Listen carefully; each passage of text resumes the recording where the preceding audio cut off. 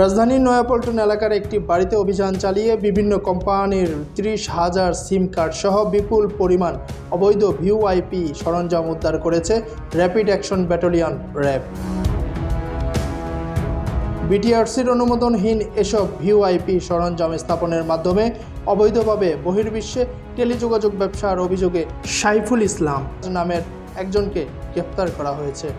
RAB জানায়, গোয়েন্দা তথ্যের ভিত্তিতে পল্টনের ওই বাড়িতে সোমবার সকাল 9টা থেকে 3 ঘন্টার অভিযান পরিচালনা করে র্যাব 3।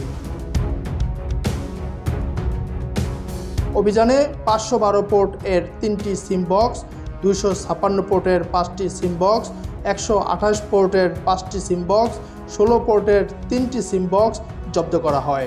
অন্যান্য সরঞ্জামের মধ্যে রয়েছে 5টি ওয়্যারলেস রাউটার, 6টি সুইচ, 25টি জিএসএম অ্যান্টিনার, 3টি মিনি পিসি, 3টি মিডিয়া কনভার্টার, একটি এসএসডি হার্ড ডিস্ক, একটি ল্যাপটপ, একটি সিপিইউ।